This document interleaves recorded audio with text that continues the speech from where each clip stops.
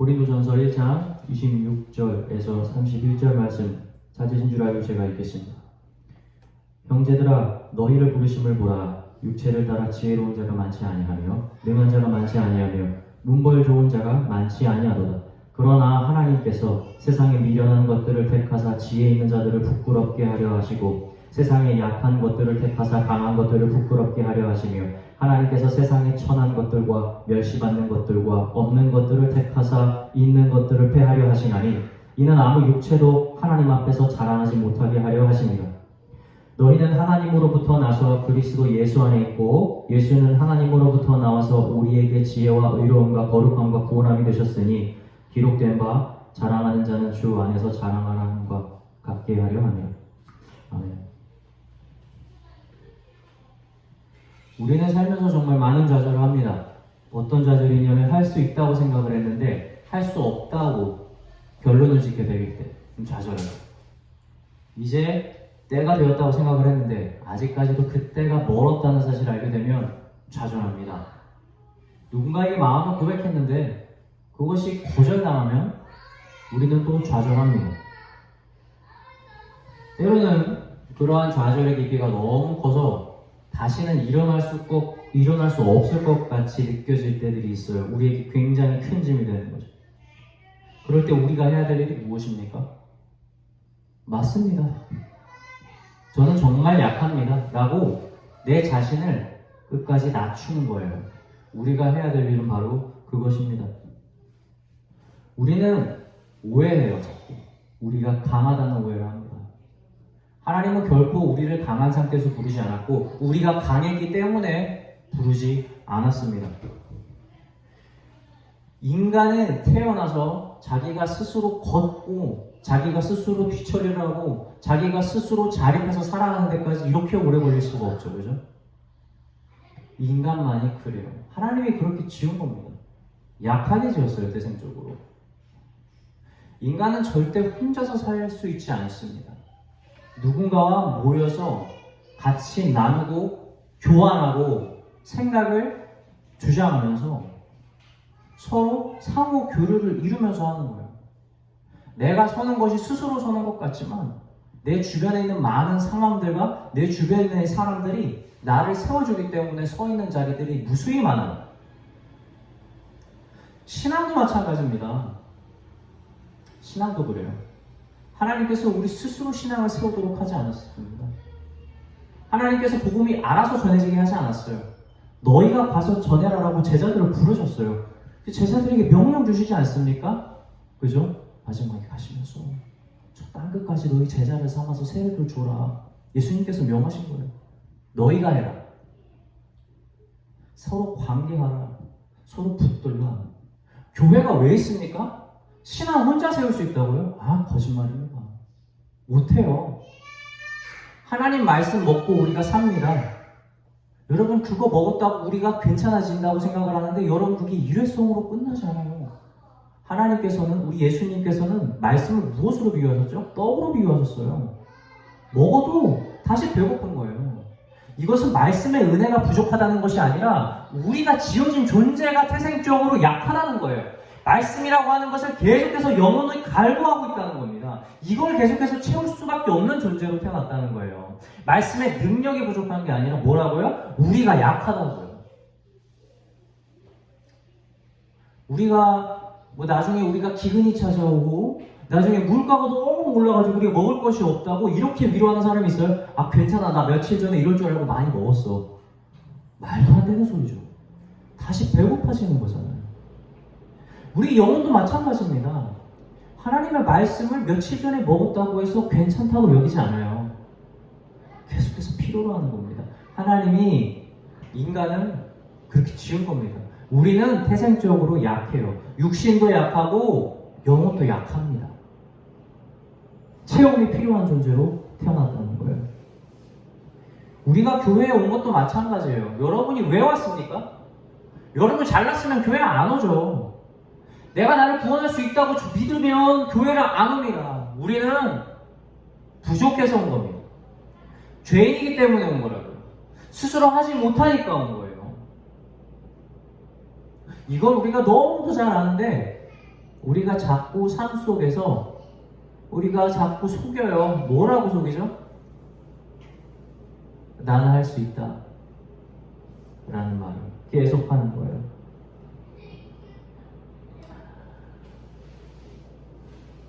우리는 할 수 있지 않습니다.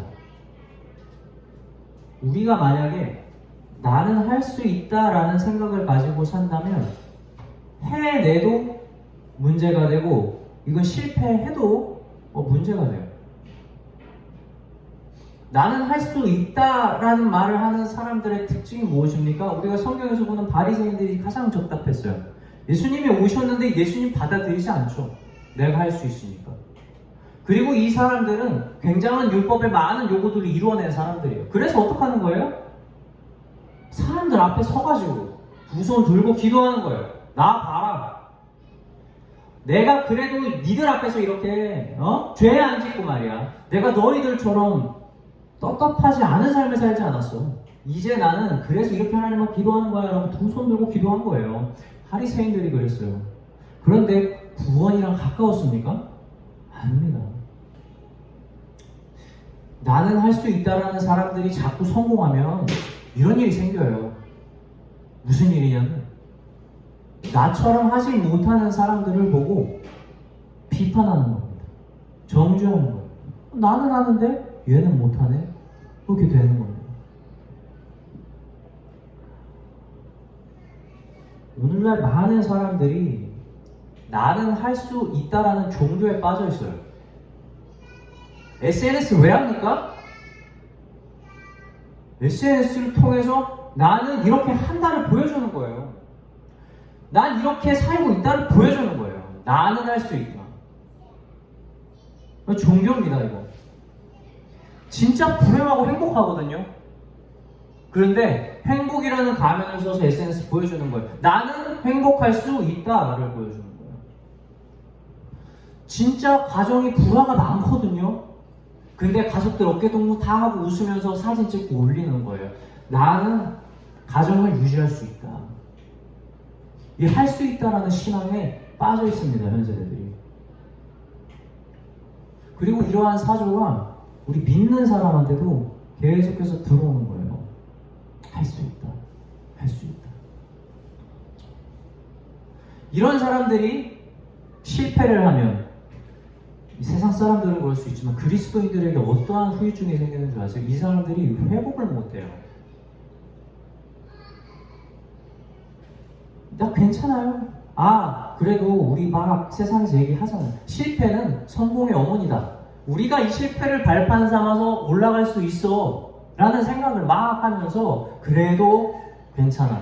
그래도 괜찮아. 여러분 괜찮지 않아요. 솔직히 말씀드릴까요? 실패를 경험했을 때 겉으로 보기엔 괜찮아 보이는 척하는 것도 나는 할 수 있어를 보여주기 위한 신앙에 빠진 거예요. 이런 사람들의 특징은 괜찮아 보이지만 실상은 뒤에서 어떻게 하냐면 자신이 과거에 저질렀던 실수, 내가 했던 실패를 계속 끄집어내면서 자신을 다시 찌릅니다. 후회된다 진짜. 내가 왜 그랬어? 눈물을 이걸 벗어나지 못해요. 왜냐면 성공했어야 됐으니까. 겉으론 괜찮다고 말하지만 그 고통에서 자유를 얻지 못하는 거예요. 호주머니에 들어가 있어요, 그 실패가. 그래서 시간 날 때마다 이걸 딱 빼서 다시 보고 자기 찌르고 다시 넣는 거예요. 맨날 아픈 거예요. 맨날 아픈 겁니다.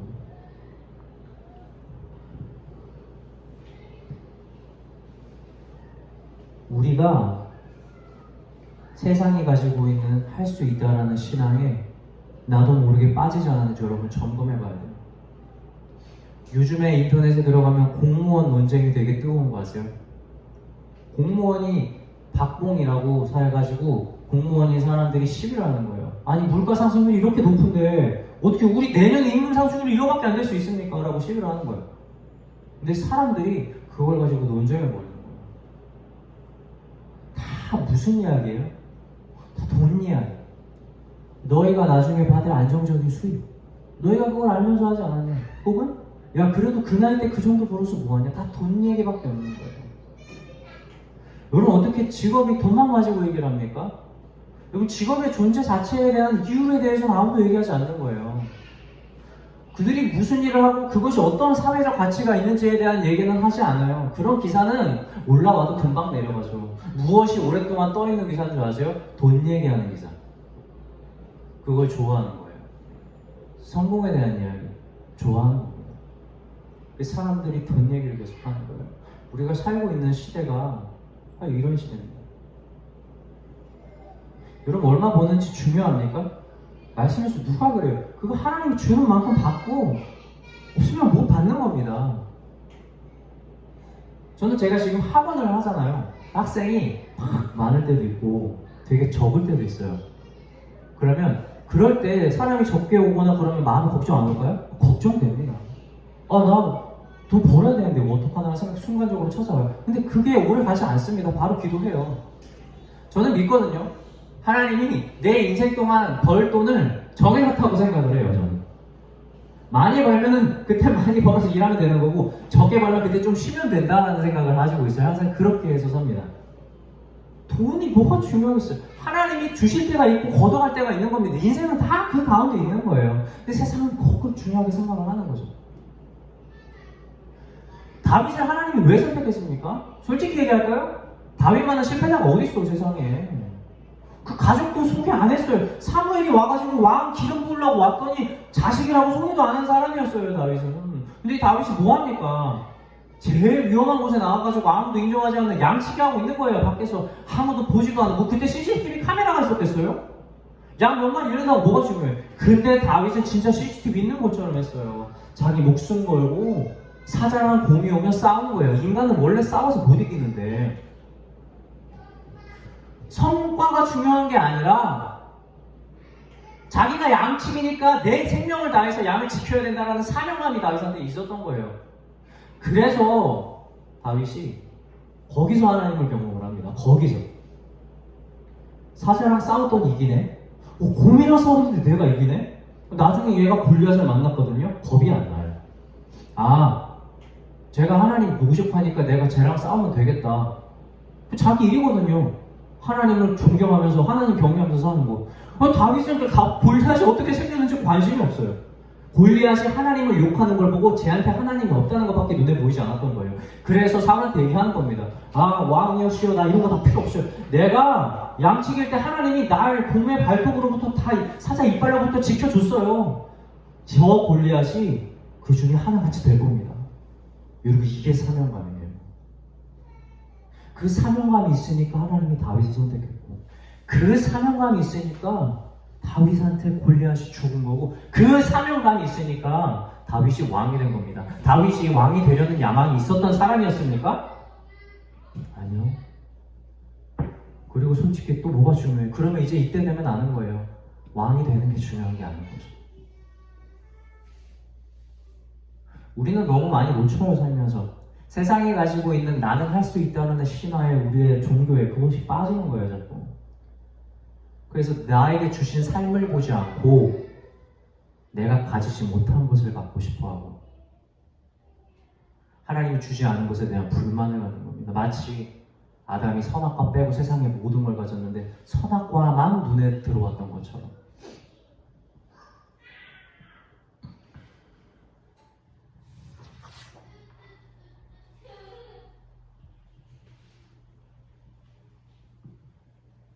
낙담을 하면 믿는 사람들도 넘어집니다. 그런데 그 낙담을 해봐야, 그 넘어져 봐야 내가 누군지 알아요. 성공하면 이렇게 얘기할 겁니다. 우리는 주님 감사합니다. 당신께서 저에게 너무 놀라운 것을 주셨습니다. 감사합니다. 우리 주님께 영광 돌리겠죠. 입술로 누가 못해요. 그런데 우리 내면 깊숙한 곳에서는 역시 나는 실패하지 않아. 역시 나는 진짜 이거 잘해.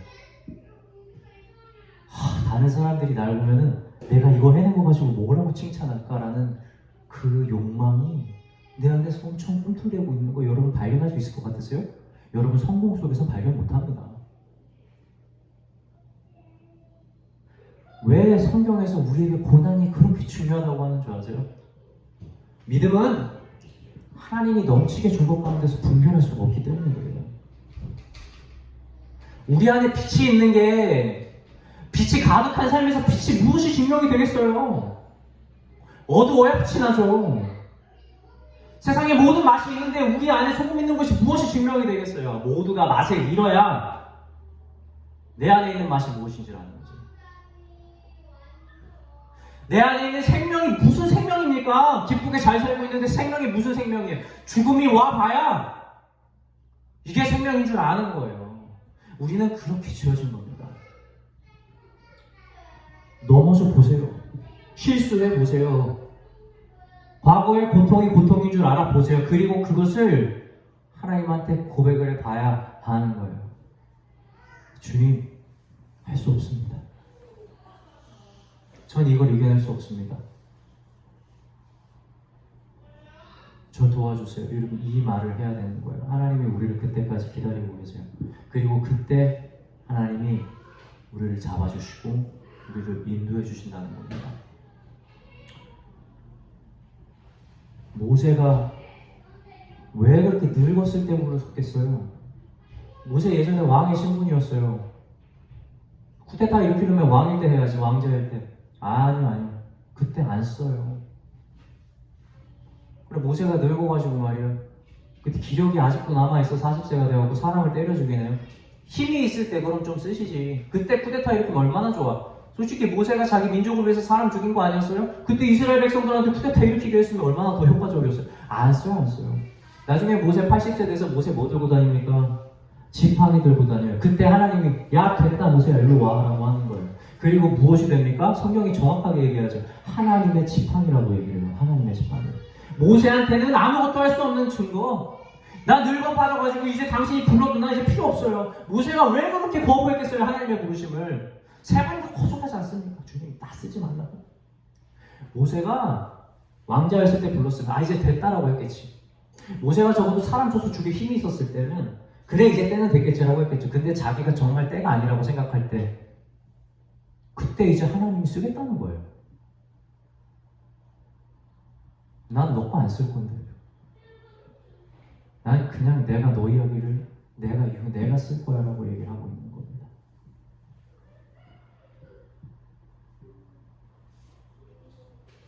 여호수아가 이스라엘 백성들 데리고 저건 진짜 전쟁할 만하다 그래가지고 기도 안 하고 쳐들어간 성이 있어요. 아이성입니다. 너무 작았어요. 거기서 엄청 대패합니다. 이스라엘 군인이 4,000명이 넘게 죽어요. 이런 패배가 없었어. 너희들이 할 수 있다고 할 때 나는 너희들 하게 안 둘 거야가 하나님이에요. 왜 그들이 할 수 없다고 완전히 무기를 내려놓은 전쟁이 있어요. 그게 뭐예요? 여리고성입니다. 난공불락의 성이에요. 지금도 역사학자들이 여리고성이 무너진 것에 대해서 이해를 하지 못한다 그래요. 벽의 두께를 볼 때, 높이를 볼 때 이것은 전체적으로 승리할 수 있는 성이 아니다. 근데 이스라엘 백성들이 손끝도 하지 않고 하나님께서 그 성을 무너뜨려 버리시는 거예요. 누가 했습니까? 하나님이 하신 거예요.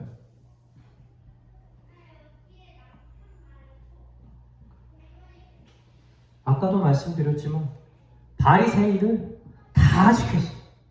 나 구원받을 수 있다. 내가 구원받을 준비가 됐다. 너희들이랑 난 다르다라고 손을 들고 기도했던 바리새인들은 구원에서 가장 먼 사람들이었어요. 그런데 아무도 보지 못하는 골방에 들어와서 주님 저는 죄인입니다. 가슴을 치면서 기도했던 죄인들이랑 병자들은 천국에서 가까웠다는 사실을 여러분이 기억하시기 바랍니다. 여러분 무엇이 복입니까? 바리새인들처럼 가지면 복입니까? 골리앗처럼 세상 사람들이 모두 무릎 꿇을 만한 존재가 되면 복입니까? 여리고성처럼 그 누구도 쳐들어올 수 없는 아주 완벽한 성을 구축하는 게 복입니까? 아니요. 하나님의 편에 서는 게 복입니다.